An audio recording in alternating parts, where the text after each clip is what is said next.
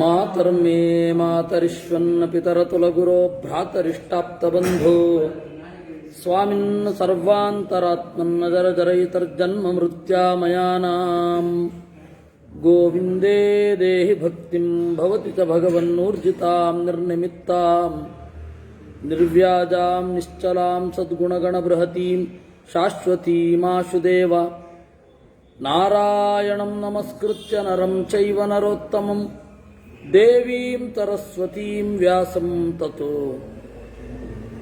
ಜಯಮುದೀರಯೇ ವಿಜಾನತಾಮವಿತ್ತಸ್ಯ ಮಧ್ವಸ್ಯ ಜಗತಿ ಗುರೋಃ ಪೂರ್ವಾಚಾರ್ಯಮಹಿಷ್ಠಾನಾಮಿ ಪ್ರಣತಿ ಮಾಲಿಕಾ ಪೂರ್ಣಜ್ಞಾನಾಯ ವಿದ್ಮಹೇ ಪೂರ್ಣಾನಂದಾಯ ಧೀಮಹಿ ತನ್ನೋ ವ್ಯಾಸ ಪ್ರಚೋದಯಾತ್. ಬ್ರಹ್ಮದೇವರು ಹುಟ್ಟೋ ತನಕ ನಿನ್ನೆ ನೋಡಿದ್ವಿ. ಅದಾದ ಮೇಲೆ ಅಹಂಕಾರ ಇತಿ ಖ್ಯಾತಃ ಸರ್ವಭೂತಾತ್ಮಭೂತಕೃತ್ ಬ್ರಹ್ಮ ವೈ ಸುಮಹಾತೇಜಾಯ ಏತೆ ಪಂಚಧಾತವಃ. ಅಹಂಕಾರ ಅಂತ, ಅಹಂಕಾರ ತತ್ವ ಅಂದರೆ ಸದಾಶಿವ. ಸರ್ವಭೂತಾತ್ಮ ಭೂತಕೃತ್, ಪಂಚಭೂತಗಳು, ಆಮೇಲೆ ಆ ಪಂಚಭೂತಗಳಿಂದ ಕೂಡಿರುವ ಆತ್ಮ ದೇಹ, ಇವುಗಳನ್ನು ಮಾಡಿದವ. ಬ್ರಹ್ಮಾವೈ ಸುಮಹಾತೇಜಾಹ, ಇದು ಬ್ರಹ್ಮನನ್ನು ಒಳಗೊಂಡದ್ದು. ಏತೆ ಪಂಚಧಾತವಃ, ಹೀಗೆ ವೇದ, ಆಮೇಲೆ ಭೂತ, ಬ್ರಹ್ಮ, ವಿಷ್ಣು, ಸದಾಶಿವ, ಇವರು ಜಗತ್ತಿನ ಮೂಲ ದ್ರವ್ಯಗಳು. ಇದನ್ನು ಪಂಚಧಾತು ಅಂತ ಕರೆದರು. ಅದಾದ ಮೇಲೆ ವಿರಾಟ್ ರೂಪ ಅಂತ ಕರೀತಾರೆ. ಈ ಬ್ರಹ್ಮಾಂಡ ಅನ್ನೋದು ದೇವರ ಶರೀರ ಇದ್ದ ಹಾಗೆ. ಈ ಬ್ರಹ್ಮಾಂಡ ದೇವರ ವಶದಲ್ಲಿದೆ, ಆದ್ದರಿಂದ ಇದನ್ನು ದೇವರ ಶರೀರ ಅಂತ ಕರೀತಾರೆ. ಆದರೆ ಬ್ರಹ್ಮಾಂಡಕ್ಕೆ ಆಗುವ ಸಮಸ್ಯೆಗಳು ದೇವರಿಗೆ ಆಗಲ್ಲ. ಬ್ರಹ್ಮಾಂಡ ಪ್ರಳಯವನ್ನು ಹೊಂದತ್ತೆ, ದೇವರು ನಾಶ ಆಗಲ್ಲ. ಬ್ರಹ್ಮಾಂಡದಲ್ಲಿ ಅನಪೇಕ್ಷಿತವಾದ ಅನೇಕ ಕ್ರಿಯೆಗಳು ನಡೆಯುತ್ತೆ, ಅವುಗಳಿಂದ ದೇವರು ವಿಕಾರವನ್ನು ಹೊಂದಲ್ಲ. ಆದರೆ ಶರೀರ ಅಂತ ಯಾವ ಅರ್ಥದಲ್ಲಿ ಹೇಳಿದ್ರು? ಶರೀರ ಅಂತ ಹೇಳಿದ್ರೆ ಈಗ ಪ್ರತಿಮೆ ಅಂತ ಏನಿದೆ ನಾವು ನೋಡ್ತೇವೆ, ಆ ಪ್ರತಿಮೆಯೇ ದೇವರಲ್ಲ, ಪ್ರತಿಮೆಯ ಒಳಗಡೆ ದೇವರಿದ್ದಾನೆ. ಆ ರೀತಿ ಈ ಬ್ರಹ್ಮಾಂಡ ಅನ್ನೋದು ದೇವರ ಶರೀರ ಅಂದರೆ ಶರೀರದಂತೆ ಅಂತ ಅದನ್ನ ನಿರೂಪಣೆ ಮಾಡ್ತಾ ಇದ್ದಾರೆ. ವಸ್ತುತಃ ಭಾಗವತದಲ್ಲಿ ಇದನ್ನ ವಿರಾಟ್ ಪುರುಷನ ಚಿಂತನೆಯಲ್ಲಿ ಮಾಡಿದ್ದಾರೆ. 2ನೇ ಸ್ಕಂಧ 2ನೇ ಅಧ್ಯಾಯದಲ್ಲಿಯೇ, 1ನೇ ಅಧ್ಯಾಯದಲ್ಲೇ ಶುರು ಆಗುತ್ತೆ. ಈ ಬ್ರಹ್ಮಾಂಡ ಅನ್ನೋದು ದೇವರ ಶರೀರ ಇದ್ದ ಹಾಗೆ ಅಂತ. ಅಂದರೆ ಧ್ಯಾನಕ್ಕೆ ಅನುಕೂಲ ಆಗಲಿ ಅಂತ.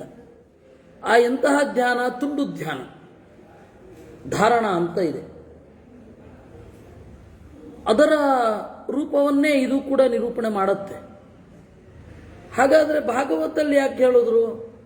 ಮೊದಲು ರಚನೆ ಆಗಿದ್ದು ಮಹಾಭಾರತ ಅಂತ ಆದರೆ ಭಾಗವತದಲ್ಲಿ ಯಾಕೆ ಹೇಳಿದ್ರು? ಅದಕ್ಕೆ ಕಾರಣ ನಮಗೆ ಹೀಗೆ ತೋರುತ್ತೆ. ಮಹಾಭಾರತ ಅನ್ನೋದು ದೊಡ್ಡ ಸಾಗರ, ಅದರಲ್ಲಿ ನಮಗೆ ರಸಾಸ್ವಾದನೆಯಲ್ಲಿ ಮನಸ್ಸೊಟ್ಟೋಗುತ್ತೆ. ಈ ಕಾಳಿದಾಸ ಒಂದು ಮಾತು ಹೇಳ್ತಾನೆ, ನಾಟ್ಯಂ ಭಿನ್ನ ರುಚಿರ್ಜನಸ್ಯ ಬಹುಧಾಪಿ ಏಕಂ ಸಮಾರಾಧನಂ ಅಂತ. ನಾಟ್ಯ ಅನ್ನೋದು ಹಲವಾರು ಭಿನ್ನ ಅಭಿರುಚಿ ಇರುವ ಜನರಿಗೆ ಎಲ್ಲರಿಗೂ ಸೇರಿ ಒಂದೇ ಸಮಾರಾಧನ. ಏಕೆಂದರೆ ಕೆಲವೊಬ್ಬರು ಅದರ ರಸವನ್ನು ನೋಡುತ್ತಾರೆ, ಕೆಲವೊಬ್ಬರು ನೀತಿಯನ್ನು ಹುಡುಕ್ತಾರೆ, ಕೆಲವೊಬ್ಬರು ವಸ್ತುವಿನ್ಯಾಸವನ್ನು ನೋಡುತ್ತಾರೆ, ಕೆಲವೊಬ್ಬರು ರಂಗವಿನ್ಯಾಸವನ್ನು ನೋಡುತ್ತಾರೆ, ಕೆಲವೊಬ್ಬರು ನಟನೆಯನ್ನು ಮಾತ್ರ ನೋಡುತ್ತಾರೆ, ಕೆಲವೊಬ್ಬರು ಕಾವ್ಯ ಸೌಂದರ್ಯವನ್ನು ಮಾತ್ರ ನೋಡುತ್ತಾರೆ. ಎಲ್ಲರಿಗೂ ಒಂದು ಪ್ಯಾಕೇಜ್. ನಾಟ್ಯ ಅನ್ನೋದು ಒಂದು ಪ್ಯಾಕೇಜ್.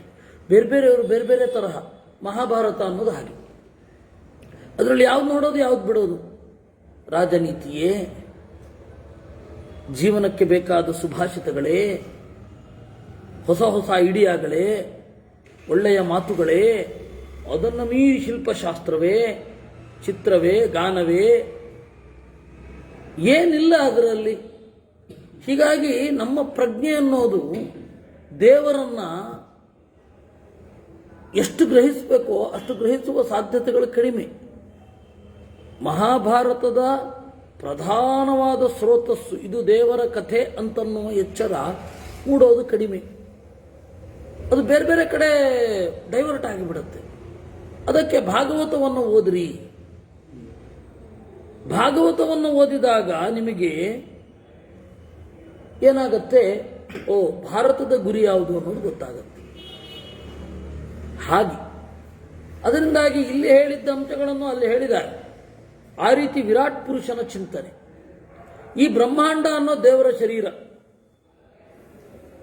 ಬ್ರಹ್ಮಾಂಡ ಅನ್ನೋದು, ಬ್ರಹ್ಮ ಅಂದರೆ ದೊಡ್ಡದು ಅಂತ. ಬ್ರಹ್ಮ ಅಂದರೆ ಈ ಜಗತ್ತು. ಬ್ರಹ್ಮ ಅಂತಂದರೆ ದೊಡ್ಡದಾದದ್ದು. ಶಬ್ದ ಬ್ರಹ್ಮ ಅಂದರೆ ವೇದ. ಪರಬ್ರಹ್ಮ ಅಂತಂದರೆ, ಪರಮಬ್ರಹ್ಮ ಅಂದರೆ, ಪರಮ ಮಹದ್ಬ್ರಹ್ಮ ಅಂದರೆ ಎಲ್ಲ ಬೇರೆ ಬೇರೆ ಅರ್ಥಗಳಿದೆ. ಮಹದ್ಬ್ರಹ್ಮ ಅಂದರೆ ಲಕ್ಷ್ಮೀದೇವಿ. ಪರಮ ಮಹದ್ಬ್ರಹ್ಮ ಅಂದರೆ ನಾರಾಯಣ. ಪರಮಂಯೋ ಮಹದ್ಬ್ರಹ್ಮ ಅಂತ ಹೇಳ್ತಾರೆ. ಬ್ರಹ್ಮಾಂಡ ಅಂದರೆ ದೊಡ್ಡ ಮೊಟ್ಟೆ ಅಂತ. ಏನು ಭೀಕರ ಅಂದರೆ ಕೆಲವು ಬೃಹದ್ ಬ್ರಹ್ಮಾಂಡ ಅಂತಾರೆ. ಏನಂತ ಹೇಳೋದು? ಬ್ರಹ್ಮ ಅಂದ್ರೇ ದೊಡ್ಡದು ಅಂತ, ಆದರೂ ಬೃಹತ್ ಬೇರೆ. ಬೃಹದ್ ಬ್ರಹ್ಮಾಂಡ. ಅದರಿಂದ ಹಾಗೆಲ್ಲ ಬ್ರಹ್ಮ ವೈತ್ ಮಹಾತೇಜಾಹ ಏತೆ ಪಂಚಧಾತವ. ಒಳ್ಳೆಯ ತೇಜಸ್ಸಿನ ಬ್ರಹ್ಮ ಹಿರಿದಾದ ಈ ಜಗತ್ತು, ಜಗನ್ನಿಕಾಯ ಪ್ರಪಂಚ ಅಂತ ಏನಿದೆ, ಇದು ಪಂಚಧಾತುಗಳು. ಇದರಲ್ಲಿ ಶೈಲಾಸ್ತಸ್ಯಾಸ್ಥಿ ಸಂಘಾಸ್ತು, ಪರ್ವತ ಅನ್ನೋದು ಮೂಳೆ ಇದ್ದ ಹಾಗೆ. ಈ ಬ್ರಹ್ಮಾಂಡದಲ್ಲಿನ ಮೇಧಸ್ಸು, ಬೋನ್ ಮ್ಯಾರೋ ಮತ್ತು ಮಾಂಸ, ಅದು ಭೂಮಿ. ಮೇದಿನಿ ಸಮುದ್ರಾಸ್ತಸ್ಯ ರುಧಿರಂ, ಸಮುದ್ರಗಳು ರಕ್ತದ ಹಾಗೆ. ಆಕಾಶ ಅನ್ನೋದು ಹೊಟ್ಟೆ ಇದ್ದ ಹಾಗೆ. ಪವನಶ್ಚೈವ ನಿಶ್ವಾತಃ, ದೇವರ ಉಸಿರೇ ಗಾಳಿ. ತೇಜೋಗ್ನಿರ್ನಿಮ್ನಗಾಸ್ಸಿರಾಹ, ಇಲ್ಲಿ ಇರುವ ಇಡೀ ಬ್ರಹ್ಮಾಂಡದಲ್ಲಿರುವ ಒಂದು ಉಷ್ಣೀಭಾವ, ಉಷ್ಣತೆ, ಟೆಂಪ್ರೇಚರ್ ಅಂತ ಏನು ಹೇಳ್ತೇವೆ, ಅದೇ ದೇಹಕ್ಕೆ ಬಂದರೆ ಇವರು ಮೈಟೋಕ್ಯಾಂಡ್ರಿಯಾ ಅಂತಾರೆ.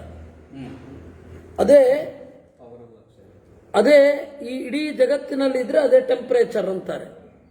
ಇದು ಏನಿದೆ, ಅಗ್ನಿದೇವ. ಅಗ್ನಿದೇವನೇ ಈ ಬ್ರಹ್ಮಾಂಡವೆಂಬ ಶರೀರದಲ್ಲಿರುವ ಉಷ್ಣತೆ. ನಿಮ್ನಗಾಸ್ಸಿರಾಹ, ನದಿಗಳೆಲ್ಲ ನಾಡಿಗಳಿದ್ದ ಹಾಗೆ. ದಿವಾಕರಶ್ಚ ಸೋಮಶ್ಚ ನಯನೇ ತಸ್ಯ ವಿಶ್ರುತೆ, ಸೂರ್ಯಚಂದ್ರರು ಕಣ್ಣುಗಳಿದ್ದ ಹಾಗೆ. ನಭಃ, ಯಾವುದು ನಮಗೆ ತೋರೋದಿಲ್ಲ. ನಭಾತಿ ಇತಿ ನಭಃ, ಆಕಾಶ ಅನ್ನೋದಿದೆ ಅನ್ನೋದೇ ಗೊತ್ತಾಗದಷ್ಟು ನಾವು ದಡ್ಡರು. ಎಲ್ಲ ಕಡೆ ಆಕಾಶ ಇದೆ, ನ ಭಾಸತೆ, ಹೊಳೆಯೋದೇ ಇಲ್ಲ. ಇದ್ದೇನೆ ಅಂತ ತೋರಿಸತ್ತ ಅದು. ಅದರಿಂದಾಗಿ ನಭಃ, ಆ ನಭಃ ಅಂತನ್ನೋದು ದೇವರ ತಲೆ ಇದ್ದ ಹಾಗೆ. ಕ್ಷಿತಿಪಾದವು, ನಾವು ಈಗ ಇರುವ ಭೂಮಿ ಕಾಲಿನ ಸ್ಥಾನದಲ್ಲಿದೆ. ದಿಕ್ಕುಗಳ ಸ್ಥಾನದಲ್ಲಿ ಭುಜ ಇದೆ. ಈ ತರಹದ ದೇವರನ್ನ ಈ ಬ್ರಹ್ಮಾಂಡದ ಒಳಗಡೆ ಕಲ್ಪನೆ ಮಾಡಿಕೊಳ್ಳೋದು ಕಷ್ಟವೇ. ದುರ್ವಿಜ್ಞೇಯೋ ಹ್ಯನಂತತ್ವಾತ್ ಸಿದ್ಧೈರಪಿ ನ ಸಂಶಯ, ಮಂತ್ರಸಿದ್ಧರೂ ಕೂಡ ಈ ಸಮಗ್ರ ದೇವರ ಮೂರ್ತಿಯನ್ನು ಚಿಂತನೆ ಮಾಡಲಿಕ್ಕೆ ಆಗೋಲ್ಲ. ಸಯೇಷ ಭಗವಾನ್ ವಿಷ್ಣು ಅನಂತ ಇತಿ ವಿಶ್ರುತಃ, ಈ ದೇವರೇ ಅನಂತ, ನಾರಾಯಣನೇ ಅನಂತ ಅಂದರೆ ಬೇರೆ ಯಾರ ಹೆಸರೂ ಅಲ್ಲ, ನಾರಾಯಣನ ಹೆಸರೇ ಅನಂತ ಅಂತ ಬೇರೆ ಯಾರಿಗಾರುಂಟಾ? ಶಿವನಿಗೆ, ಬ್ರಹ್ಮನಿಗೆ ಯಾರಿಗೂ ಹೆಸರಿಲ್ಲ. ಇದು ಒಂದು ಗುಟ್ಟು. ಅನಂತ ಅನ್ನುವ ಹೆಸರು ಬೇರೆ ಯಾರಿಗೂ ಇಲ್ಲ, ವಿಷ್ಣುವಿಗೆ ಮಾತ್ರ. ಅಹಂಕಾರಸ್ಯ ಯಸ್ರಷ್ಟ ಸರ್ವಭೂತೋದ್ಭವಾಯ ವೈ ತತಃ ಸಮಭವದ್ವಿಶ್ವಂ ಪೃಷ್ಟೋಹಂ ಯದಿಶತ್ವಯಾ. ಈ ರೀತಿ ಅಹಂಕಾರವನ್ನು ಸೃಷ್ಟಿ ಮಾಡಿದವ, ಪಂಚಭೂತಗಳನ್ನು ಸೃಷ್ಟಿ ಮಾಡಿದವ, ಹೀಗೆ ಈ ಜಗತ್ತು ವಿಶ್ವ ಸೃಷ್ಟಿ ಆಯಿತು. ಅದಕ್ಕೆ ಭಾರದ್ವಾಜ ಕೇಳ್ತಾನೆ, ಗಗನಸ್ಯ ದಿಶಶ್ಚೈವ. ಆಕಾಶಕ್ಕೊಂದು ಮಿತಿ ಇರಬೇಕಲ್ವಾ? ಆ ಮಿತಿ ಯಾವುದು? ದಿಕ್ಕಿನ ಮಿತಿ ಯಾವುದು? ಭೂಮಿಯ ಮಿತಿ ಯಾವುದು? ನೀರಿನ ಮಿತಿ ಯಾವುದು? ಗಾಳಿಯ ಮಿತಿ ಯಾವುದು? ಕಾನ್ಯತ್ರ ಪರಿಮಾಣಾನಿ ಸಂಶಯಂ ಛಿಂದಿಮೇರ್ಥತಃ. ಆಗ ಭೃಗು ಹೇಳ್ತಾನೆ, ಅನಂತಮೇತದಾಕಾಶಂ ಸಿದ್ಧಚಾರಣ ಸೇವಿತಂ. ಆಕಾಶಕ್ಕೆ ಮಿತಿ ಇಲ್ಲಪ್ಪ. ಯಾಕೆಂದ್ರೆ ಸಿದ್ಧರು ಚಾರಣರು ಎಲ್ಲ ಓಡಾಡ್ತಾನೆ ಇರ್ತಾರೆ. ಆಕಾಶ ಅನ್ನೋದೇ ಅನಂತ. ಆಕಾಶಕ್ಕೆ ಮಿತಿ ಹೇಗೆ ಹೇಳಬಹುದು ಗೊತ್ತಾ? ಸಾಪೇಕ್ಷವಾಗಿ ಹೇಳಬಹುದು. ಈ ಬ್ರಹ್ಮಾಂಡ ಎಲ್ಲಿ ತನಕ ಇದೆಯೋ ಅಲ್ಲಿಯ ತನಕದ ಆಕಾಶವನ್ನು ಬ್ರಹ್ಮಾಂಡಾಕಾಶ ಅಂತ ಹೇಳಬಹುದೇ ವಿನಃ ಆಕಾಶಕ್ಕೆ ಇಷ್ಟು ಮಿತಿ ಇದೆ ಅಂತ ಹೇಳಲಿಕ್ಕೆ ಬರಲ್ಲ. ಅತ್ಯಂತ ವಿಚಿತ್ರ. ಈ ಆಕಾಶದ ಅನಂತ್ಯದ ಬಗ್ಗೆ ಮಧ್ವರು ಬಹಳ ಸೊಗಸಾಗಿ ಹೇಳಿದ್ದಾರೆ. ಮಹತ್ತಿನಲ್ಲಿ ಹೇಗೆ ಅನಂತ್ಯ ಇದೆಯೋ ಹಾಗೆ ಪರಮಾಣುವಿನಲ್ಲಿಯೂ ಅನಂತ್ಯ ಇದೆ. ರಮ್ಯಂ ನಾನಾಶ್ರಯ ಕಿರಣಂ ಯಸ್ಯಾಂತೋ ನಾಧಿಗಮ್ಯತೆ. ರಮ್ಯಂ ಅತ್ಯಂತ ರಮ್ಯ, ನಾನಾಶ್ರಯ ಕಿರಣಂ ತರತರದವರು ಆಸರೆಯನ್ನು ಪಡೆದಿದ್ದಾರೆ. ಯಸ್ಯ ಅಂತೋ ನಾಧಿಗಮ್ಯತೆ, ಇದರ ಕೊನೆಯನ್ನು ಯಾರೂ ಕಂಡಿಲ್ಲ. ಊರ್ಧ್ವಂ ಗತೆ ರಥಸ್ಥಾತ್ತು ದೃಶ್ಯೇತೆ ನೆಂದು ಭಾಸ್ಕರಂ ತತ್ರ ದೇವಾ ಸ್ವಯಂ ದೀಪ್ತಾ ಸೂರ್ಯ ಭಾಸೋಗ್ನಿವರ್ಚಸಃ. ಸೂರ್ಯ ಹಾಗೂ ಚಂದ್ರರ ಬೆಳಕನ್ನು ಆಕಾಶದ ಮಿತಿ ಅಂತ ಹೇಳಲಿಕ್ಕೆ ಬರಲ್ಲ. ಊರ್ಧ್ವಂ ಗತೆ ಅಧಸ್ತಾತ್ತು, ಪೂರ್ತಿ ಮೇಲ್ಗಡೆ ಹೋಗ್ತಾ ಇದ್ರು ಸೂರ್ಯಚಂದ್ರರು ಕಾಣಲ್ಲ, ಕೆಳಗಡೆ ಹೋಗ್ತಾ ಇದ್ರು ಸೂರ್ಯಚಂದ್ರರು ಕಾಣಲ್ಲ. ಸೂರ್ಯಚಂದ್ರನಿಗೆ ಒಂದು ಮಿತಿ ಇದೆ. ಹಾಗಾದ್ರೆ ಅಲ್ಲಿ ಬೆಳಕಿಲ್ವೋ? ಇದೆ. ಯಾರ ಬೆಳಕು? ದೇವತೆಗಳದ್ದೇ ಬೆಳಕು. ತತ್ರ ದೇವಾ ಸ್ವಯಂ ದೀಪ್ತಾ ಸೂರ್ಯಭಾಸ ಅಗ್ನಿವರ್ಚಸಃ. ಹೀಗಾಗಿ ನಮಗೆ ಕಾಣುವ ಈ ಸೂರ್ಯ ಇದ್ದಾನಲ್ಲ, ಈ ಸೂರ್ಯ ನಮಗೆ ಉಪಜೀವ್ಯ. ಸ್ವರ್ಗಲೋಕದ ಆಚೆ ಭುವಃ ಮಹಃ ಜನಃ ತಪಃ ಸತ್ಯಂ ಅವ್ರಿಗೆಲ್ಲರಿಗೂ ಅಲ್ಲಿದೆ ಬೆಳಕು. ಕೃಷ್ಣ ಸೂಚ್ಯವಾಗಿ ನ ತದ್ಭಾಸಯತೆ ಸೂರ್ಯ ನ ಶಶಾಂಕೋ ನ ಪಾವಕಃ ಅಂತ ಹೇಳಿದ್ದು. ಗೀತೆಯಲ್ಲೂ ಇದೆ, ಕಠೋಪನಿಷತ್ತಿನಲ್ಲೂ ಇದೆ. ಆದಿತ್ಯಾನಾಂ ಅಹಂ ಸೂರ್ಯ ಅನ್ನುವಲ್ಲಿ ಮನುಷ್ಯರಿಗೆ ಕಾಣುವ ಸೂರ್ಯ, ಅಲ್ಲಿ ನಾನಿದ್ದೇನೆ. ಆದಿತ್ಯರಲ್ಲಿ ಅಲ್ಲಿ ತೋರ್ತೇನೆ, ಆರಾಧ್ಯ ಅಂತ. ಅದರಿಂದಾಗಿ ಆಕಾಶ ಅನ್ನೋದು ಅನಂತ. ತೇ ಚಾಪ್ಯಂತಂ ನ ಪಶ್ಯಂತಿ ನಭತಃ ಪ್ರಥಿತೌಜತಃ ದುರ್ಗಮತ್ವಾದನಂತತ್ವಾತ್ ಇತಿ ವೈ ವಿದ್ಧಿಮಾನದ. ಆ ದೇವತೆಗಳಿಗೂ ಆಕಾಶ ಇಷ್ಟು ಅಂತ ಹೇಳಿ ಬರಲ್ಲ. ಯಾಕೆಂದ್ರೆ ಅನಂತರಾದ ಜೀವರಾಶಿಗಳಿವೆ. ಮುಕ್ತರು ಅನಂತರಾಗಿರ್ತಾರೆ, ಆಯ್ತಾ? ತಾಮಸರು ಅನಂತರಾಗಿ ಅನುಭವಿಸ್ತಾ ಇರ್ತಾರೆ, ರಾಜಸರು ಅನಂತರಾಗಿದ್ದಾರೆ, ಇನ್ನು ಮುಂದೆ ಬರಲಿರುವವರು ಅನಂತರಾಗಿದ್ದಾರೆ. ಈ ಅನಂತ ಅನಂತ ಅನಂತ ಅನಂತ ಅನಂತ ಜೀವರು ಎಲ್ಲಿರ್ತಾರೆ? ಆಕಾಶದಲ್ಲೇ ಇರಬೇಕು. ಆಕಾಶದಲ್ಲಿ ಎಷ್ಟಿರ್ತಾರೆ? ಪರಮಾಣು ಪ್ರದೇಶೇಪಿ ಅನಂತ ಜೀವರಾಚಯ ಅಂತ ಆಚಾರ್ಯರು ವಿಷ್ಣು ತತ್ವ ನಿರ್ಣಯದಲ್ಲಿ. ಪರಮಾಣು ಪ್ರದೇಶದಲ್ಲಿ ಅನಂತ ಜೀವರಾಶಿಗಳಿದ್ದಾರೆ. ಹೀಗಾಗಿ ಈ ಅನಂತ ಆಗಿದೆ. ದೇವತೆಗಳಿಗೂ ಇದರ ಮಿತಿ ಇಲ್ಲ. ಆದರೆ ಈ ಸ್ವರೂಪ ನಮಗೆ ಗೊತ್ತಾಗೋದಿಲ್ಲ. ಅದಕ್ಕೂ ಅದನ್ನು ನಭಃ ಅಂತ ಕರೀತಾರೆ. ಆಕಾಶ ಇದೆ ಅನ್ನೋದು ಗೊತ್ತಿಲ್ಲ ನಮಗೆ. ನಾವು ಎಷ್ಟು ಒಂದು ಪರಿಮಾಣ 5 ಅಡಿಯೋ 6 ಅಡಿಯೋ 4 ಅಡಿಯೋ ಒಂದು ಪರಿಮಾಣ ಇರುತ್ತೆ. ಆ ಪರಿಮಾಣದ ಆಚೆ ಈಚೆ ನೋಡ್ತೇವೆ ವಿನಃ ಆ ಪರಿಮಾಣಕ್ಕಿಂತ ಅತ್ಯಂತ ಸೂಕ್ಷ್ಮವೂ ನಮಗೆ ಗೊತ್ತಿಲ್ಲ, ಅತ್ಯಂತ ಹಿರಿದಾದದ್ದು ಗೊತ್ತಿಲ್ಲ. ಯಾಕಂದ್ರೆ ಪರಮಾಣು ಆಕಾಶ ಅನ್ನೋದೊಂದಿದೆ. ಆ ಪರಮಾಣು ಆಕಾಶದ ಬಗ್ಗೆ ಕಲ್ಪನೆಯೇ ಇಲ್ಲ. ಅದಕ್ಕೆ ಅದನ್ನು ನಭಃ ಅಂದ್ರು. ನಭಾಸತೆ, ಗೊತ್ತಾಗಲ್ಲಪ್ಪ ಇದು ಪಕ್ಕ. ವೇದ ಓದಿದ ಮೇಲೆ ಅದು ಮಧ್ವಾಚಾರಕ್ಕೆ ಬರಬೇಕು. ನೀವು ಮಧ್ವಾಚಾರ ಹತ್ರ ಬಂದ ಮೇಲೆ ಇಲ್ಲಪ್ಪ ಆಕಾಶ ಅನ್ನೋದು ಅನಂತ. ಯಾಕೆಂದ್ರೆ ಪರಮಾಣು ಅನಂತ, ಅದಾದ ಮೇಲೆ ಜೀವರನಂತ, ಆಮೇಲೆ ದೇವರ ರೂಪ ಅನಂತ, ದೇವರ ನಾಮ ಅನಂತ, ದೇವರ ಗುಣ ಅನಂತ. ಇದನ್ನು ಹೇಳುವ ವೇದವು ಅನಂತ. ಈ ಅನಂತದ ಬಗ್ಗೆ ಕಲ್ಪನೆ ನಮಗೆ ಬರಲ್ಲ. ನಿಮಗೊಂದು ಚೋದ್ಯವನ್ನು ಗಮನಿಸಿರಬಹುದು. ಮಾಧ್ವರನ್ನು ಬಿಟ್ಟು ಬೇರೆ ಯಾರು ಅನಂತ ಅಂತ ಹೆಸರು ಇಟ್ಕೊಳ್ಳಲ್ಲ. ಸಾಮಾನ್ಯವಾಗಿ ಇಟ್ಕೊಂಡ್ರೆ ಅವನು ಬೌದ್ಧಿಕವಾಗಿ ಮಾಧ್ವನಾಗದೇ ಇದ್ದರೂ ಸಂಪರ್ಕ ಅಂತೂ ಇರುತ್ತೆ ಅಂತ ಯಾರೋ ಬಂದು ಇಟ್ಬಿಟ್ಟಿರ್ತಾರೆ. ಅದರಿಂದಾಗಿ ಆನಂತ್ಯ ಅನ್ನೋದೇನಿದೆ, ಆ ಆನಂತ್ಯದ ಬಗ್ಗೆ ಯೋಚನೆಗೆ ಬಂದಿರಲ್ಲ. ಅದಕ್ಕೆ ನಭಃ. ಉಪರಿ ಉಪರಿತೈರ್ದೇವೈ ಪ್ರಜ್ವಲದ್ಭಿಃ ಸ್ವಯಂ ಪ್ರಭೈ ನಿರುದ್ಧಮೇತದಾಕಾಶಂ ಅಪ್ರಮೇಯಂ ಸುರೈರಪಿ. ಆಕಾಶಕ್ಕೆ ಇಷ್ಟರ ಮೇಲೆ ಹೋಗಲಾಗದೆ ದೇವತೆಗಳ ಕಟ್ಟು ಇದೆ, ಆದರೆ ಅವರು ಅದನ್ನು ಪೂರ್ತಿಯಾಗಿ ಅಳೆದಿಲ್ಲ. ಅಪ್ರಮೇಯ, ಇಮ್ಮೆಷರಬಲ್ ಅಂತ ಅರ್ಥ.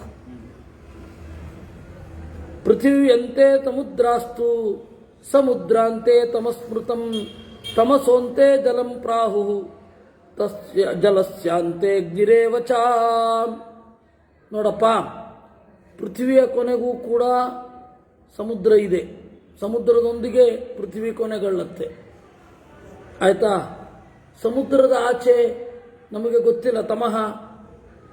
ತಮಸ್ಸಿನ ಆಚೆಗೂ ಕೂಡ ಜಲ ಇದೆ, ಜಲದ ಕೊನೆಗೂ ಕೂಡ ಅಗ್ನಿ ಇದೆ. ರಸ ತಲಾಂತೆ ಸಲಿಲಂ ಜಲಾಂತೆ ಪನ್ನಗಾಧಿಪ. ಒಂದು ಲೋಕದಿಂದ ಇನ್ನೊಂದು ಲೋಕಕ್ಕೆ ಹೋಗುವಾಗ ಈ ಎಲ್ಲ ತತ್ವಗಳನ್ನು ದಾಟಿಕೊಂಡೇ ಹೋಗಬೇಕು. ಈ ಎಲ್ಲ ತತ್ವಗಳ ಒಳಗಡೆಯೇ ಲೋಕದ ದ್ವಾರ ಇದೆ. ಸಮುದ್ರ ಅನ್ನೋದು ಇನ್ನೊಂದು ಲೋಕದ ಕೀಲಿಕೈ ಅಥವಾ ಬಾಗಿಲು, ಏನ್ ಬೇಕಾದ್ರೆ ಹೇಳಿ, ಹಾಗೊಂದಿದೆ. ಅದರಿಂದ ನಾಗಲೋಕ ಮೊದಲಾದವುಗಳೆಲ್ಲ ನೀರಿನ ಆಚೆ ಇದೆ. ಆ ನೀರು ನಮಗೆ ಗೊತ್ತಿಲ್ಲ, ಆ ನೀರಿನ ಸ್ವರೂಪವೂ ಗೊತ್ತಿಲ್ಲ. ನಮಗೆ ಈಗ ಗೊತ್ತಿರೋದು ಇಷ್ಟು.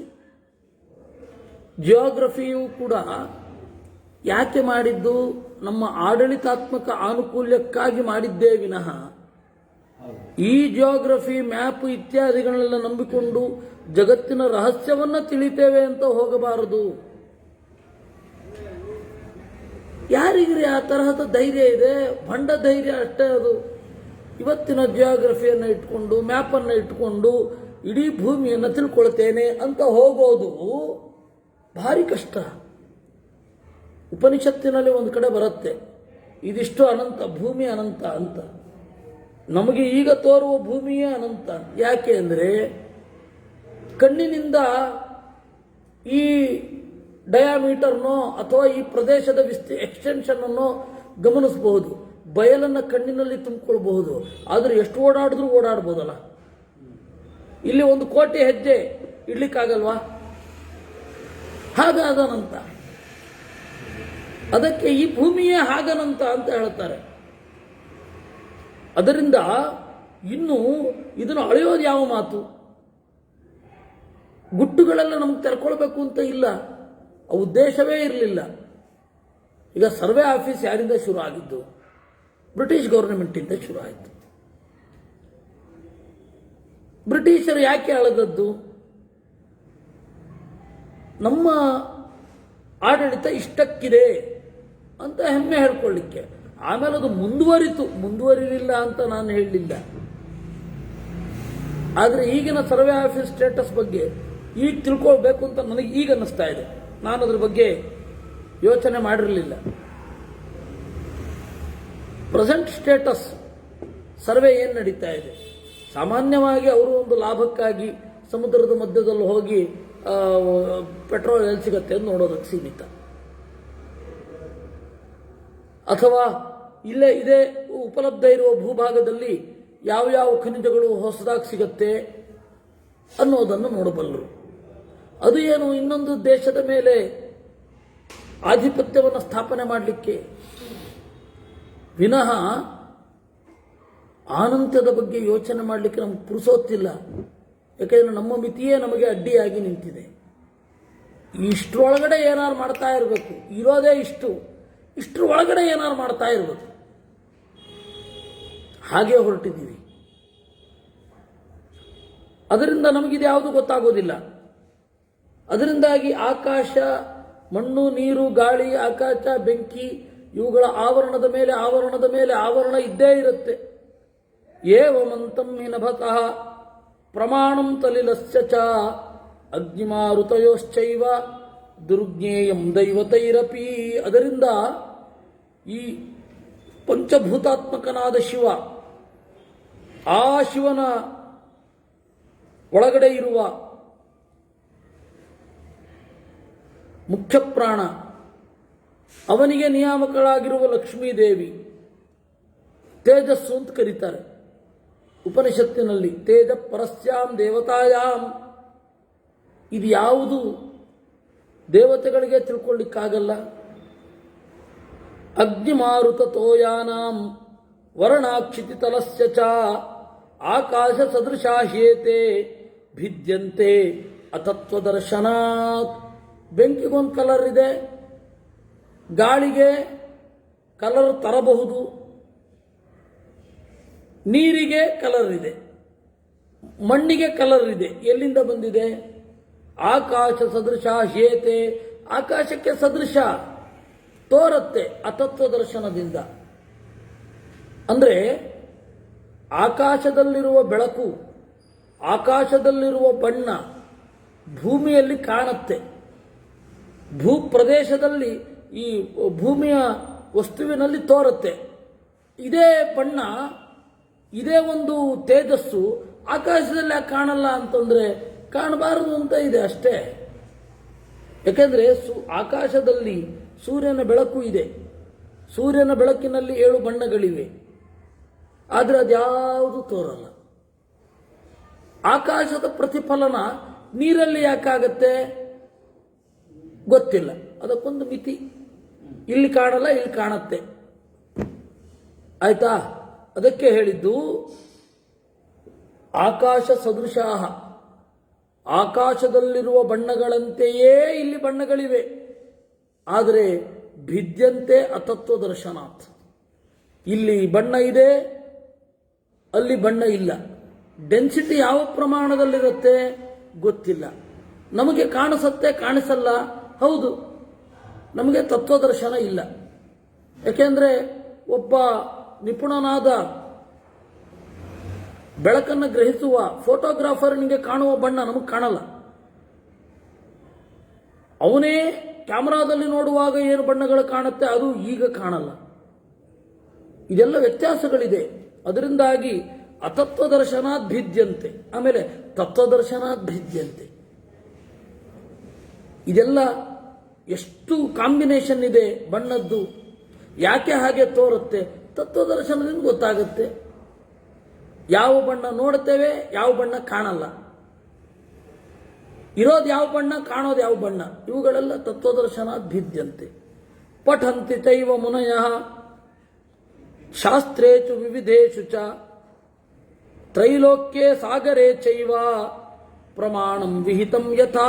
ಅದರಿಂದಾಗಿ ಮುನಿಗಳು ಥರಥರದ ಶಾಸ್ತ್ರಗಳಲ್ಲಿ ಮೂರು ಲೋಕದ ಒಳಗಡೆ ಇರುವ ಆಕಾಶದಲ್ಲಿ, ಸಾಗರದಲ್ಲಿ ಪ್ರಮಾಣಗಳನ್ನು ಹೇಳ್ತಾರೆ. ಅದು ಸಾಪೇಕ್ಷ.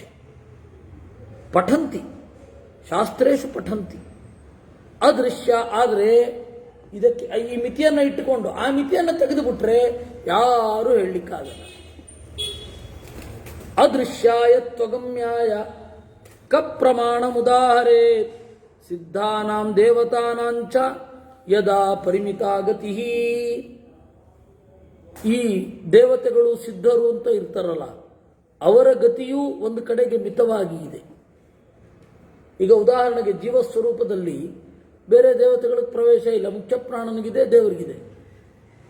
ದೇವರ ಒಳಗಡೆ ಪ್ರವೇಶ ಇದೆಯಾ ಅಂದರೆ ಇದೆ, ಇಲ್ವಾ ಅಂದರೆ ಇಲ್ಲ. ಹೇಗೆ ಅಂತೀರಾ? ದೇವರ ಅಂತರ್ಯಾಮಿ ಇನ್ನೊಬ್ಬ ಇಲ್ಲ, ಅದರಿಂದಾಗಿ ಇಲ್ಲ. ಆದರೆ ಎಲ್ಲವೂ ದೇವರು ಸರ್ವತ್ರ ವ್ಯಾಪ್ತ, ಹೀಗಾಗಿ ಇದ್ದೇವೆ.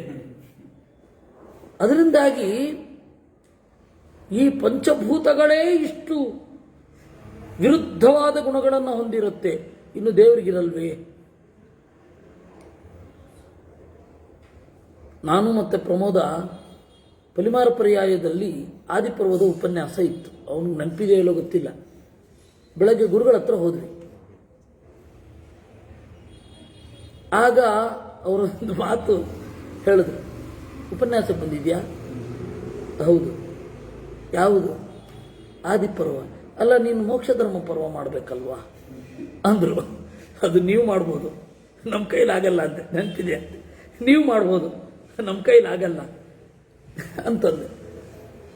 ಅದನ್ನು ಸರಿಯಾಗಿರೋರು ಕೊಡಬೇಕು ಅಂತ ಹೇಳಿದ್ರು. ಆಮೇಲೆ ಅದೇನಾಯಿತು ಅಂತ ನೋಡಲಿಲ್ಲ. ಆದರೆ ಎಷ್ಟು ಗಹನವಾಗಿದೆ ಅಂತಂದರೆ ಮೋಕ್ಷ ಧರ್ಮ ಪರ್ವದ ಈ ಭಾಗಗಳು ಮುಂದೆ ಇನ್ನೂ ಗಹನತಾ ಬರುತ್ತೆ. ಯಾವಾಗ ಗೊತ್ತಾ? ಪಂಚಶಿಖನ ಉಪದೇಶ, ಚಿತ್ರಶಿಖಂಡಿ ಶಾಸ್ತ್ರ. ಚಿತ್ರಶಿಖಂಡಿ ಶಾಸ್ತ್ರ ಅಂತ ಹೇಳಿ ಪಂಚರಾತ್ರ ಪ್ರಭೇದ. ಅದನ್ನು ಮಧ್ವಾಚಾರ್ಯರು ಗೀತಾ ಭಾಷ್ಯದಲ್ಲಿ ಪಂಚರಾತ್ರ ಪರತ್ವ ಮುಕ್ತ ಚಿತ್ರಶಿಖಂಡಿ ಶಾಸ್ತ್ರೇ ಅಂತಾರೆ. ಅಲ್ಲೆಲ್ಲ ಇನ್ನೂ ಇದೆ.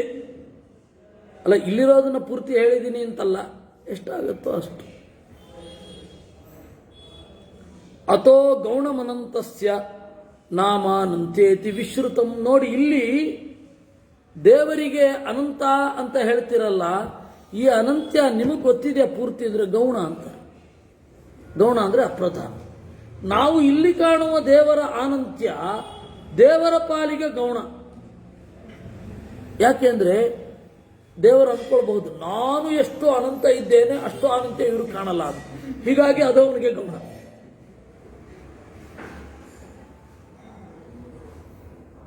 ಆಯ್ತಾ? ನಮಗೆ ಇದು ಗೌಣ. ಯಾಕೆಂದ್ರೆ ನಮ್ಮ ಗುಣ, ದೇವರ ಗುಣ ಎಷ್ಟಿದೆಯೋ ಅದಕ್ಕೆ ತಕ್ಕ ಹಾಗೆ ಇದು ಅನಂತ ಅಂತ ಇದೆ ಅಂತ. ಅದರಿಂದಾಗಿ ಅಥೋ ಗೌಣಮನಂತಸ್ಯ ನಾಮ ಅನಂತೇತಿ ವಿಶ್ರುತಂ. ಬಹಳ. ಮತ್ತೆ ಗೌಣ ಅಂತ ಅನ್ನೋದಕ್ಕೆ ಸತ್ವರಜಸ್ತಮೋ ಗುಣಗಳು ಅಂತ ಅರ್ಥ ಇದೆ. ಪ್ರಪಂಚ ಅನಂತ, ಹೌದು. ಗೌಣ ಅನಂತ್ಯ ಇರೋದ್ರಿಂದಾಗಿ ಗುಣ ಎಷ್ಟು ಇದೆ, ಸತ್ವರಜಸ್ತಮೋ ಗುಣಗಳು ಎಷ್ಟು ಇದೆ, ಅಷ್ಟೂ ಸತ್ವಗುಣ ರಜಸ್ತಮೋ ಗುಣಗಳು ಸೃಷ್ಟಿಗೆ ಬರ್ತಾವ ಅಂದರೆ ಇಲ್ಲ. ಅನಂತಂ ಗೌಣಂ, ಅಲ್ಲಿಯ ಅನಂತ್ಯ ಗೌಣ. ಹೀಗೆ ಬಹಳ ಅರ್ಥದಲ್ಲಿ, ಸುಮಾರು 5-6 ಅರ್ಥದಲ್ಲಿ ತರ್ಕೊಳ್ಳುತ್ತೆ ಈ ಒಂದು. ಇದೆಲ್ಲ ಆಚಾರ್ಯರ ಶಾಸ್ತ್ರದ ಹಿನ್ನೆಲೆಯಲ್ಲಿಯೇ ಇರುವಂಥದ್ದು ಅಲ್ವಾ? ಈ ಥರದ ಮಹಾಭಾರತದಲ್ಲಿ ಮೈಮರಿಬೇಕಲ್ವಾ? ನಾಮಧೇಯಾನುರೂಪಸ್ಯ ಮಾನಸಸ್ಯ ಮಹಾತ್ಮನಃ ಯಸ್ಯ ದಿವ್ಯಂ ಹಿ ತದ್ರೂಪಂ ಹೀಯತೆ ವರ್ಧತೇನ ಚ. ಹೀಗೆ ದೇವರು ನಾಮಧೇಯ ಅನುರೂಪ, ದೇವರ ಹೆಸರಿಗೆ ತಕ್ಕ ಹಾಗೆ ರೂಪ ಇದೆ. ಜಗತ್ತಿನಲ್ಲಿ ಎರಡೇ ಇರೋದು, ನಾಮಧೇಯ ಮತ್ತು ರೂಪಧೇಯ ಅಂತ. ಅದನ್ನು ಹೇಳುವಾಗ ನೇಮ್ ಅಂಡ್ ಫಾರ್ಮ್ ಅಂತ ಹೇಳಬಹುದು. ರೂಪಧೇಯ ಮತ್ತು ನಾಮಧೇಯ ಎರಡು ಒಟ್ಟೊಟ್ಟಿಗೆ ಇರ್ತವೆ, ಎರಡನ್ನು ಬೇರೆ ಮಾಡ್ಲಿಕ್ಕೆ ಬರಲ್ಲ. ಅಲ್ಲ, ನಮಗೆ ಬೇರೆ ಆಗತ್ತಲ್ಲ ಅಂದರೆ ನಮಗೆ ಸಂಕೇತ. ನಮ್ಮ ಹೆಸರುಗಳೆಲ್ಲ ಸಂಕೇತ. ಯಾರ ಹೆಸರು ಕೂಡ ಆ ಹೆಸರಿನ ತರಹ ಅವರಿರಲ್ಲ ಅಲ್ವೇ. ವಿಶ್ವನಾಥ ಅಂತ ಇದ್ರೆ ಜಗತ್ತಿಗೆ ನಾಥನೇ ಅಲ್ಲ. ಹಾಗೆ ಆದರೆ ದೇವರ ರೂಪ ಏನಿದೆ ಅದು ನಾಮಧೇಯಕ್ಕೆ ಅನುಗುಣವಾದ ರೂಪ. ಇದನ್ನ ಒಬ್ಬ ಸಾಧಕ ಮನಸ್ಸಿನಲ್ಲಿ ಮಾಡ್ಕೊಳ್ತಾನೆ ಅಂತ ಇಟ್ಕೊಳ್ಳಿ.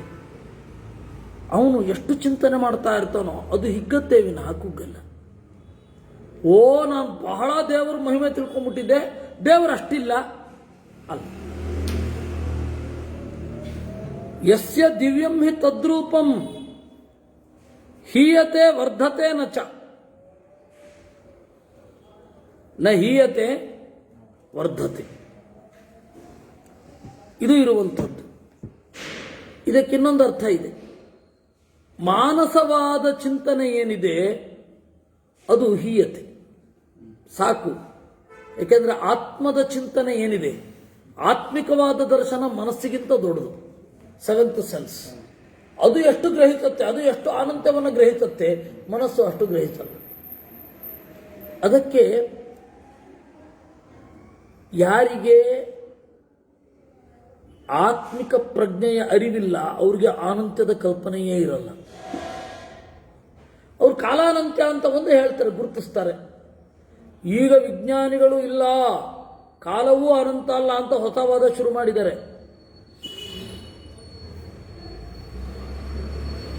ಸಾಪೇಕ್ಷ ಸಿದ್ಧಾಂತದ ಮುಂದುವರಿಕೆ ಕಾಲವೂ ಅನಂತ ಅಲ್ಲ ಅಂತ. ಅದರ ಬಗ್ಗೆ ಯೂಟ್ಯೂಬ್ ವಿಡಿಯೋಗಳಿದೆ, ನೋಡಬಹುದು. ಒಂದು ಹಂತಕ್ಕೆ ಹೋದ ಮೇಲೆ ಕಾಲವೂ ಅನಂತ ಅಲ್ಲ, ಟೈಮ್ ವಿಲ್ ಎಂಡ್ ಅಂತ. ಅದರಿಂದ ಆ ತರಹದ್ದಿದೆ ಈಗ ಬರ್ತಾ ಇರೋದು. ಆದರೆ ಅವರು ಅನಂತರೇ ಅಂತ ಅಂದ್ರೆ ನಿರ್ಣಯ ಇಲ್ಲದವರು ಅಂತ. ನೀವು ಈಗಿನ ವಿಜ್ಞಾನಿ ಪ್ರಚಲಿತ ಡಾಕಿನ್ಸ್ ಅವನನ್ನು ನೋಡಿ, ಯಾವ ಲೇಖನದಲ್ಲಿಯೂ ಅವನದ್ದು ನಿರ್ಣಯ ಇಲ್ಲ. ಅದೇ ನಾನೊಂದು ಹೇಳ್ತಾ ಇದ್ನಲ್ಲ, who is first man. Who is first man ಅಂತಂದ್ರೆ ಅದನ್ನ ಹೇಳಿ ಬರೋದೇ ಇಲ್ಲ. ಯಾಕೆಂದ್ರೆ ಅವನ ಹಿಂದೆ ಇಬ್ರು ಇರಬೇಕಾಗತ್ತೆ. ಆ ಇಬ್ರು ಬರಬೇಕು ಅಂದ್ರೆ 4 ಜನ ಬೇಕು. ಆ 4 ಜನಕ್ಕೆ 8 ಜನ ಬೇಕು. ಆ 8 ಜನಕ್ಕೆ 16, ಆ 16ಕ್ಕೆ 32. ಸೊ ಫಸ್ಟ್ ಮ್ಯಾನ್ ಅಂತನ್ನೋನು ಏನಿದ್ದಾನೆ ಅವನು ಬರಲಿಕ್ಕೆ ಸಾಧ್ಯ ಇಲ್ಲ. ಹಾಗಾದ್ರೆ ನಿನ್ನ ನಿರ್ಣಯ ಏನು? ನನ್ನ ನಿರ್ಣಯ ಇಲ್ಲ. ಇದು ಉತ್ತರನೇ? ಇದು ಉತ್ತರನಾ? ಹೀಗಿದ್ರೆ ಗತಿ ಏನು? ಆದರೆ ಅವನ ಬರಹಗಳು ಬಹಳ ಮೆಚ್ಚುಗೆ ಆಗ್ತಾ ಇವೆ, ಕೋಟ್ಯಂತರ ಸೇಲ್ ಆಗತ್ತೆ.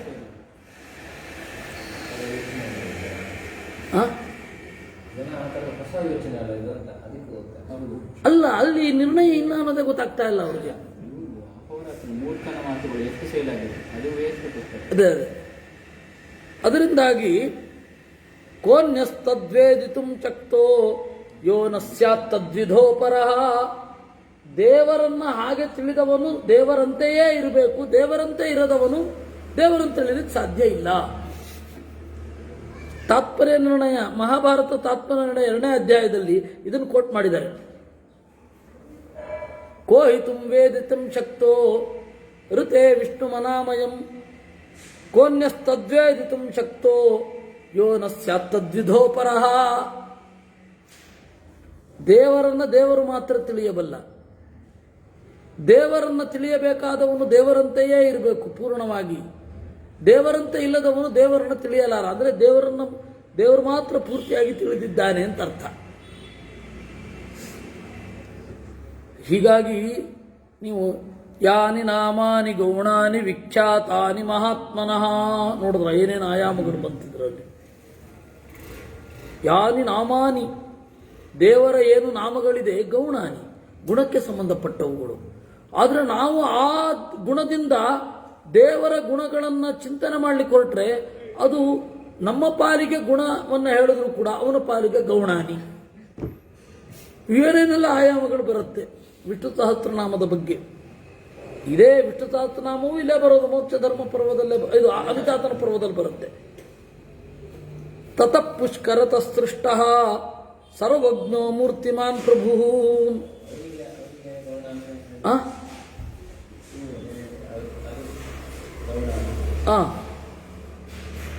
ಯಾನಿ ನಾಮಾನಿ ಗೌಣಾನಿ ವಿಖ್ಯಾತಾನಿ ಮಹಾತ್ಮನಃ ಋಷಿಭಿ ಪರಿಗೀತಾನಿ ತಾನಿ ವಕ್ಷ್ಯಾಮಿ ಭೂತೈ.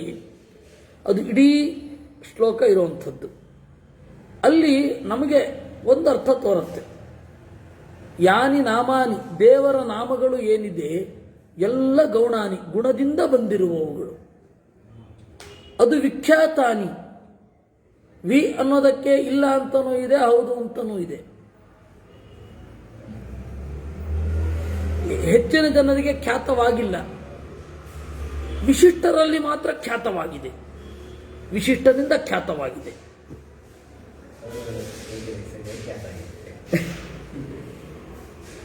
ತಾನಿ ಭೂತಯೇ ವಕ್ಷ್ಯಾಮಿ. ತಾನಿ ಸರ್ವಾಣಿ ನಾಮನಿ, ಎಲ್ಲ ನಾಮಗಳ ಹೌದು, ಎಲ್ಲದರಿಂದ ಉಪಲಕ್ಷಿತವಾದ ನಾಮಗಳು. ಆ ಗೌಣ ಅನ್ನೋದೇನಿದೆ ಈ ಆಯಾಮದಲ್ಲೂ ತರ್ಕೊಳ್ಳುತ್ತೆ. ಗುಣಕ್ಕೆ ಸಂಬಂಧಪಟ್ಟ ನಾಮಗಳು, ಗೌಣ ಅಂದರೆ ಬ್ರಹ್ಮಾಂಡ, ಬ್ರಹ್ಮಾಂಡಕ್ಕೆ ಸಂಬಂಧಪಟ್ಟ ನಾಮಗಳು, ಯಾಕೆಂದ್ರೆ ಪಿಂಡಾಂಡದಲ್ಲಿ ನಿಯಾಮಕವಾಗಿರುವ ನಾಮಗಳು. ಗೌಣಾನಿ, ಸತ್ವರಜ ಸ್ತಮೋ ಗುಣಗಳನ್ನು ಪ್ರೇರಿಸುವ ನಾಮಗಳು. ಇಷ್ಟಾಗಿ ಅದು ಅಪ್ರಧಾನ. ಯಾಕೆ ಅಂತಂದ್ರೆ ದೇವರ ವ್ಯಾಪ್ತಿ ಎಷ್ಟೋ ಅಷ್ಟನ್ನಿದೆ ಹೇಳ್ತಾ ಇಲ್ಲ, ಹೀಗಾಗಿ ದೇವರ ಪಾಲಿಗೆ ಇದು ಅಪ್ರಧಾನ. ಹೀಗೆ ಯಾದಿನಾಮಾನಿ ಗೌಣಾನಿ ಅಂತನ್ನೋದು ಬಹಳ ಆಯಾಮಗಳಲ್ಲಿ ತರ್ಕೊಳ್ಳುತ್ತೆ. ಈ ರೀತಿ ದೇವರನ್ನ ದೇವರಂತೆ ಇರುವವ ಮಾತ್ರ ತಿಳಿಯಬಲ್ಲ. ತತಃ ಪುಷ್ಕರತ ಸೃಷ್ಟ. ಇಲ್ಲಿಗೆ ಬರೋಣ. ಎಲ್ಲಿಗೆ? ಪುಷ್ಕರತ ಸೃಷ್ಟ, ಕಮಲದಿಂದ ಸೃಷ್ಟನಾದ ಸರ್ವಜ್ಞ, ಮೂರ್ತಿಮಾನ್, ಶರೀರವುಳ್ಳವನಾದ. ಮೂರ್ತಿ ಅಂದ್ರೇನು? ಮೂರ್ತ ಅಂತಂದ್ರೆ ಕಾಣೋದು, ಅಮೂರ್ತ ಅಂದ್ರೆ ಕಾಣದೇ ಇರೋದು, ಇನ್ವಿಸಿಬಲ್. ಮೂರ್ತ ಅಂದ್ರೇನು? ವಿಸಿಬಲ್. ಮೂರ್ತಿ ಅಂತಂದ್ರೇನು? ಮೂರ್ತ ದ್ರವ್ಯವನ್ನು ಹೊಂದಿರುವವ. ಹೀಗೆ ಇದು ಯಾಕೆ ಇದನ್ನು ಕೃಷ್ಣ ಮೂರ್ತಿ ಅಂತ ಹೇಳ್ತೇವೆ ಅಂತ ಗೊತ್ತಾಯ್ತಾ? ಕೃಷ್ಣ ಇಲ್ಲಿ ಮೂರ್ತ ರೂಪನಾಗಿ ಇದ್ದಾನೆ ಅಂತ ನಾವು ಅಂದುಕೊಳ್ಳಬಲ್ಲೆವು, ಅದರಿಂದಾಗಿ ಇದು ಕೃಷ್ಣ ಮೂರ್ತಿ. ಹೆಸರಿಡ್ತಾರಲ್ಲ ಅಂದ್ರೆ ಅವ್ರನ್ನೇ ಕೇಳಬೇಕು. ಯಾಕೆಂದ್ರೆ ನೀವು ಸ್ವಲ್ಪ ಹಿಂದೆ ಹೋದ್ರೆ ಆಚಾರ್ಯರ ಕಾಲಕ್ಕೆ, ರಾಘವೇಂದ್ರ ಸ್ವಾಮಿಗಳ ಕಾಲಕ್ಕೆ ರಾಮಮೂರ್ತಿ ಕೃಷ್ಣಮೂರ್ತಿ ಅಂತ ಇಡ್ತಾ ಇದ್ರ ಅನ್ನೋದು ದೊಡ್ಡ ಡೌಟ್ ಇದೆ. ಅದು ರಾಮಮೂರ್ತಿ ಕೃಷ್ಣಮೂರ್ತಿ ಅಂತೆಲ್ಲ ಇಡೋದೇನಿದೆ ಅಲ್ಲ, ಈಗ ಮೂರ್ತಿ ಅಂತ ಇಟ್ಕೊಳ್ಬಾರ್ದು ನಾನು ಹೇಳ್ತಾ ಇಲ್ಲ, ಅದರ ಅರ್ಥ ಏನು ಅಂತ ಅಷ್ಟೇ ನಾನು ಹೇಳ್ತಾ ಇದ್ದೇನೆ. ಇಟ್ಕೊಂಡ ತಪ್ಪು ಅಬದ್ಧ ಅಲ್ಲ. ಮೂರ್ತಿ ಅಂದ್ರೆ ಏನು? ಯಾವುದು ಮೂರ್ತವಾಗಿ ಅಭಿವ್ಯಕ್ತವಾಗುತ್ತೋ ಅದು. ಕೃಷ್ಣ ಇಲ್ಲಿ ಮೂರ್ತವಾಗಿ ನಮಗೆ ಕಾಣಿಸ್ತಾನೆ ಅಂದ್ರೆ ಪ್ರತಿಮೆ. ಇವನೇ ಕೃಷ್ಣನ ಪ್ರತಿಮೆ ಅಂತ ಇಟ್ಟುಕೊಂಡ್ರೆ ಕೃಷ್ಣಮೂರ್ತಿ ಅಂತ ಅನ್ಬಹುದು, ಏನು ತಪ್ಪಿಲ್ಲ. ಆದ್ರೆ ಮೊದಲು ಇಡ್ತಾ ಇರಲಿಲ್ಲ ಅಂತ ಅಷ್ಟೇ ಹೇಳಿದ್ದಾನೆ. ರಾಮಮೂರ್ತಿ, ಕೃಷ್ಣಮೂರ್ತಿ, ನರಸಿಂಹಮೂರ್ತಿ ಅಂತ ಹೇಳಿ ಇಡ್ತಾ ಇರಲಿಲ್ಲ. ಅದೇ ರಾಘವೇಂದ್ರ ಸ್ವಾಮಿಗಳು ಬಂದ್ಮೇಲೆ ರಾಘವೇಂದ್ರ ಅನ್ನುವ ಹೆಸರು ಬಹಳ ಪ್ರಚಲಿತವಾಯಿತು. ಅದಕ್ಕಿಂತ ಮೊದಲು ದಶರಥನಿಗೆ ರಾಘವೇಂದ್ರ ಅಂತ ಇದ್ರು. ಆಮೇಲೆ ರಾಮನು ರಾಘವೇಂದ್ರನೇ. ಆದರೆ ರಾಮನಿಗೆ ರಾಘವೇಂದ್ರ ಅಂತ ಪ್ರಯೋಗ ಮಾಡಿದಾರಾ? ಇಲ್ಲ, ಬಹಳ ಕಡಿಮೆ. ಬಹಳ ಕಡಿಮೆ ಅಂದ್ರೆ ಬಹಳ ಕಡಿಮೆ, ಬೆರಳಿಕೆ ಎಷ್ಟು ಪ್ರಯೋಗ ಮಾಡಿದ್ರೆ ಮಾಡಿದ್ದಾರೆ. ಆಮೇಲೆ ಅದು ರಾಮದೇವರು ಹೇಳ್ತು ಅಂತ ಕೆಲವೊಮ್ಮೆ ಹಾಗಾಗತ್ತೆ. ಅದರಿಂದಾಗಿ ಮೂರ್ತಿಮಾನ್ ಅಂದ್ರೆ ಈ ಒಳಗಡೆ ಪಂಚಭೂತಗಳು ಏನಿದೆ ಅವುಗಳನ್ನು ಒಳಗೊಂಡ ದೇಹದವನಾಗಿ ಕಂಡ. ಅಲ್ಲ, ಮೂರ್ತಿ ಅಂತ ಇಡಬಹುದಿತ್ತಲ್ಲ. ಮೂರ್ತಿಮಾನ್ ಏನು? ಮೂರ್ತಿ ಅಂದ್ರೇನು? ಮೂರ್ತವನ್ನು ಉಳ್ಳವ. ಮೂರ್ತ ಯಾವುದು? ದೇಹ. ಮೂರ್ತಿಮಾನ್ ಏನು? ಮೂರ್ತ ಅನ್ನೋದಕ್ಕೂ ಇನ್ನೊಂದು ನಿರ್ವಚನ ಇದೆ, ಇರಲಿ, ತೀರಾ ಆಳಕ್ಕೆ ಹೋಗೋದು ಬೇಡ. ಮೂರಂ ಪಾಪಂ ಸಮುದ್ದಿಷ್ಟಂ ತದ್ವನ್ಮೂರ್ತಂ ಪ್ರಕೀರ್ತಿತಂ ಅಂತ. ಮೂರ ಅಂದ್ರೆ ಪಾಪ, ಅದನ್ನು ಹೊಂದಿರೋದು ಮೂರ್ತ. ಈಗ ಗೊತ್ತಾಯ್ತಾ? ದೇವರು ಅಮೂರ್ತ. ಈಗ ನೋಡಿ, ಮೂರ್ತಕ್ಕೆ ಬನ್ನಿ. ಇದರಿಂದ ಯಾವುದು ನಮಗೆ ತಡೆಯನ್ನು ಒಡ್ಡತ್ತೆ ಅದು ಮೂರ್ತ. ಅಂದ್ರೆ ಮಣ್ಣು, ನೀರು, ಬೆಂಕಿ, ಇವುಗಳನ್ನು ಒಳಗೊಂಡ ಶರೀರ ಮೂರ್ತಿ. ಮೂರ್ತವನ್ನು ಒಳಗೊಂಡದ್ದು ಅಂದ್ರೆ ಕಣ್ಣಿಗೆ ಕಾಣೋದು ಅಂತ ಆಯ್ತು, ವಿಸಿಬಲ್ ಅಂತ ಆಯ್ತು. ಆದರೆ ಇದನ್ನ ಅವನು ಹೊಂದಿದ್ದಾನೆ, ಇದು ನನ್ನದು ಅನ್ನುವ ಅಭಿಮಾನ ಅವನಿಗಿಲ್ಲ. ಅದಕ್ಕೆ ಮೂರ್ತಿ ಮಾನ್. ನಾವು ಮೂರ್ತಿಗಳು, ಏಕೆಂದ್ರೆ ಇದು ನಮ್ಮದೇ, ಈ ದೇಹವೇ ನಾನು ಅಂತನ್ನುವ ಅಭಿಮಾನ ಇದೆ. ಅವನು ಮೂರ್ತಿಮಾನ್ ಆದ. ಹೀಗಾಗಿ ಮೂರ್ತಿಮಾನ್ ಪ್ರಭು, ಈ ತರಹದ ಬ್ರಹ್ಮದೇವರು ಹುಟ್ಟಿದ್ರು.